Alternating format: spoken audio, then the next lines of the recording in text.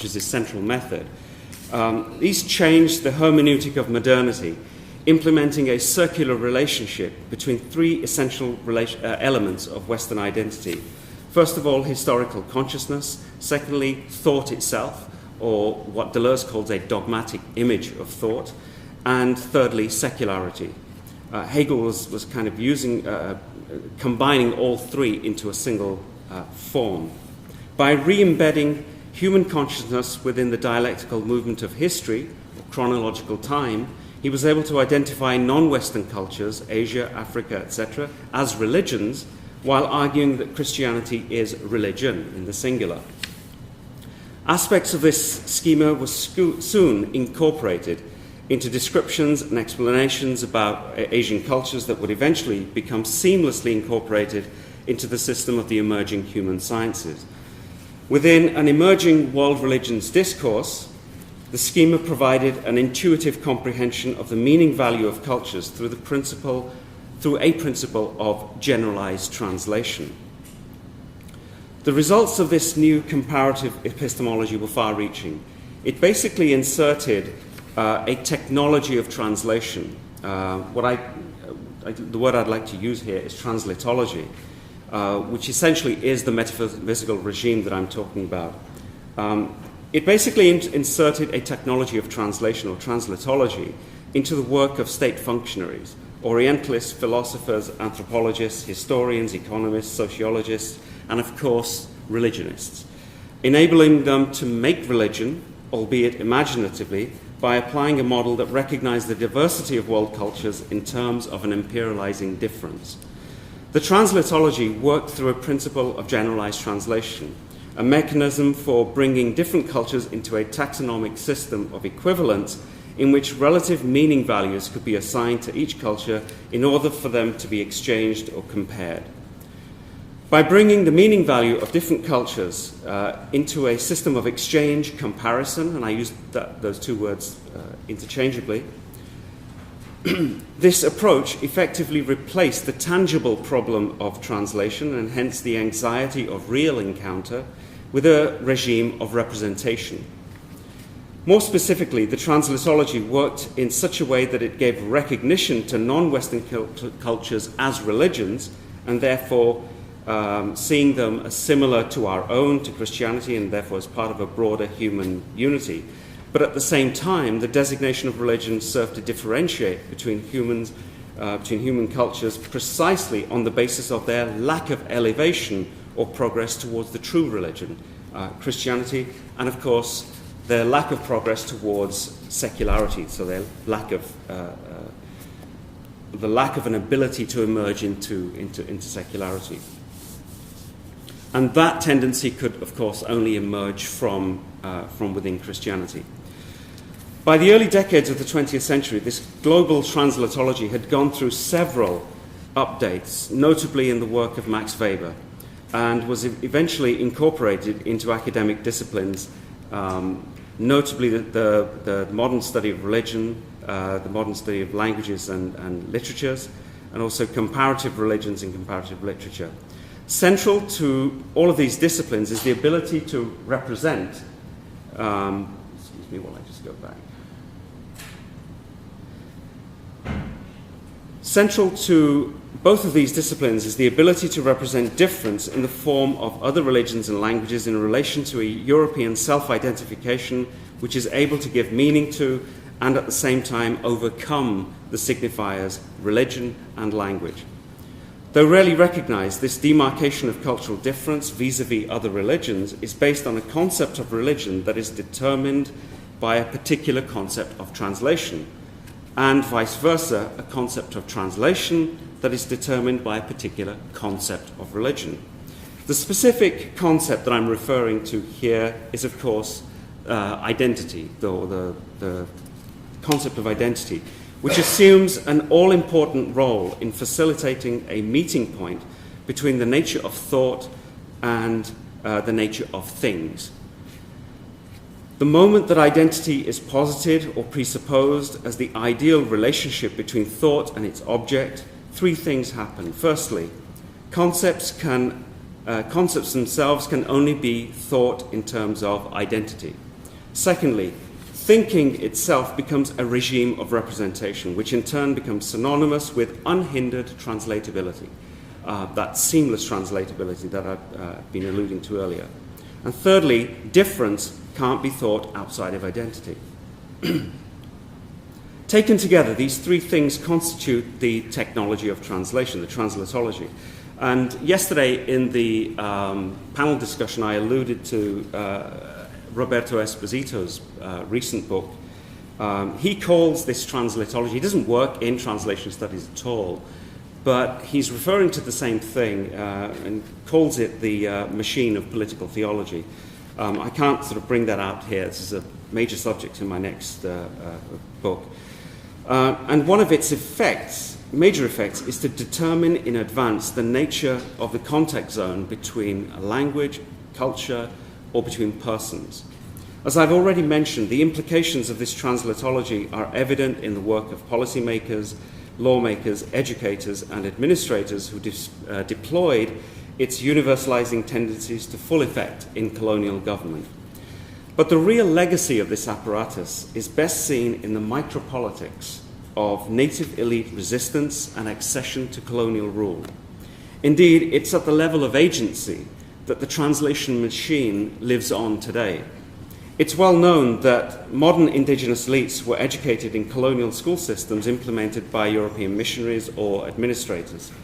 What's less understood is how these education systems, which introduced new regimes of Anglophone language and literature, enabled indigenous elites to successfully internalize the translatology, which on the one hand enabled them to resist the colonial project, but on the other hand turned these same elites into the very instrument for ensuring the success of the colonial mission. And that was what I was referring to yesterday as the conversion to modernity, borrowing Van der Veer's term. For many scholars, the way that the mechanism of generalized translation was internalized by native elites and continues to haunt post-colonials constitutes the central conundrum of decolonization. And the conundrum is basically this, that prior to the encounter with European imperialism, Western categories such as religion and the secular, and indeed the opposition between them, did not exist in the lexicons of Asian cultures.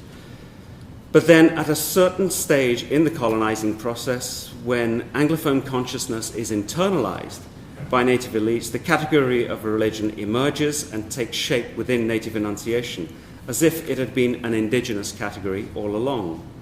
In other words, the question is, how were foreign concepts like religion, the secular, translated, internalized, and finally enunciated as one's own? I'd like to suggest here that if we probe the mechanisms by which terms such as religion or the secular, freedom, equality, etc. were internalized, this not only challenges the belief in the universality of religion, it also challenges the conventional understanding of translation as the transport of meanings, to such an extent that it may force a different concept of translation to emerge, one that is not reducible to a regime of representation and to a dogmatic image of thought. Indeed, what it beckons towards is a different concept of translation based on a new image of thought, and that's what I'm kind of exploring now, how translation can be rethought as a new image of thinking itself, because the two are intimately connected. And I think that's the big slippage in the humanities. We tend not to think of translation as an act of thinking itself.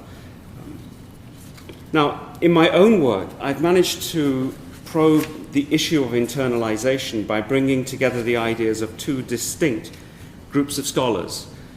Translation theorists focusing on Asian languages, who tell us that modern Asian languages were invented as unified entities in the modern period, and theorists of religion.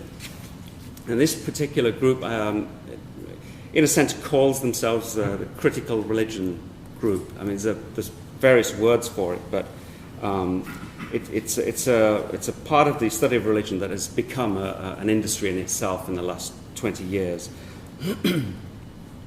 Theorists of religion who tell us that what we call Asian religions were in fact invented during the colonial period. Interestingly, these two groups appear to have been oblivious of the work of the other group. So on the one hand, we have the work of Asian studies specialists who are also leading translation theorists, figures such as Naoki Sakai, who works in modern Japanese literature, Lydia Liu in the Chinese context, and then Indian theorists Tejaswini Niranjana and Satya Rao. And there are many others, of course, but I'm just picking a few. These writers have, in different ways and in the context of cultures and regions as different as Japan, China, and India, all cast doubt on the so-called monolingualism thesis. The idea that the idea being that the notional unity of any language, language as a unified entity, really only exists in the way that we represent translation within a comparative schema in which one language is rendered in comparison to another, as if the two languages are clearly different and distinct. Distinctions between ethnic and national languages or cultures are only defined then once translation has rendered them commensurate. So conventional translation is therefore a means of configuring cultural difference in this way.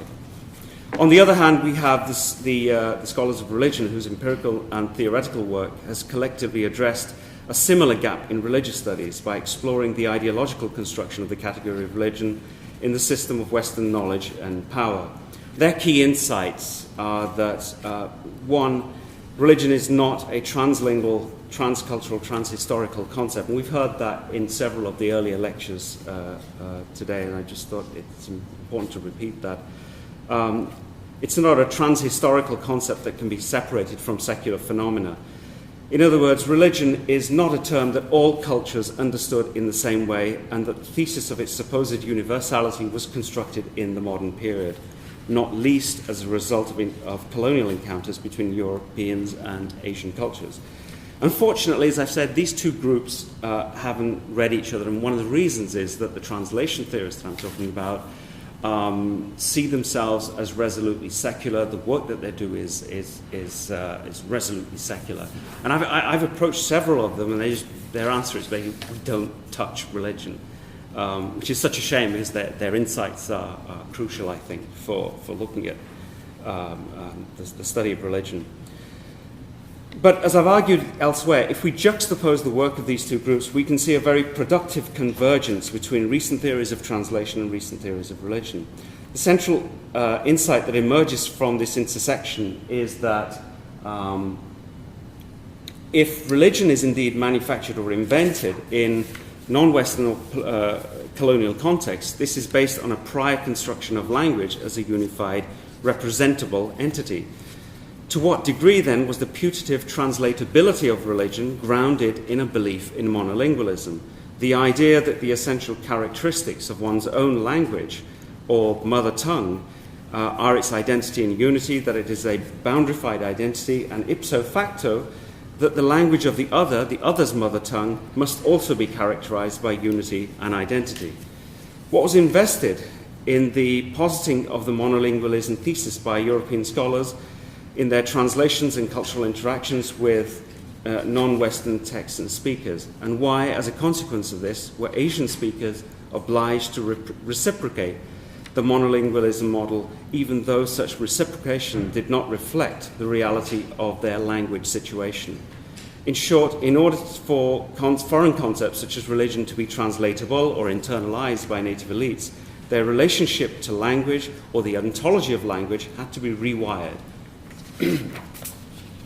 And the example I'd like to give very quickly is that of the British, the way that they reconstructed the heterolingual sphere of spoken languages in India in the 18th, 19th century into a homolingual domain, a monolingual domain. So when British Orientalists arrived in India, they came having been influenced by the ideology of deism and expected to find a direct correspondence between the language and the religion of the people. Instead, what they found was a heterogeneity in the spoken languages. These were all admixtures of various vernaculars, and you could not demarcate one vernacular as specifically religious as opposed to another one.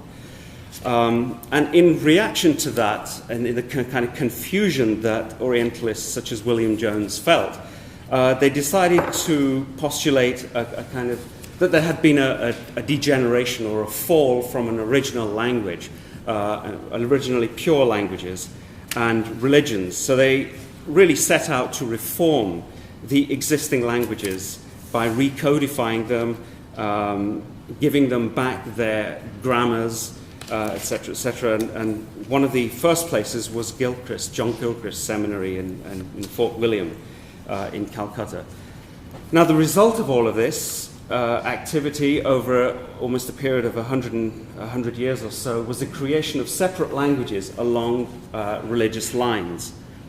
So, and I'm cutting short a huge area of study here. So Hindi became the language for Hindus, Urdu for Muslims, and this was done by taking out, so in the creation of Hindi, Arabic, Persian words were taken out, systematically removed, and the language kind of becomes a more Hindified language, and the same for Urdu.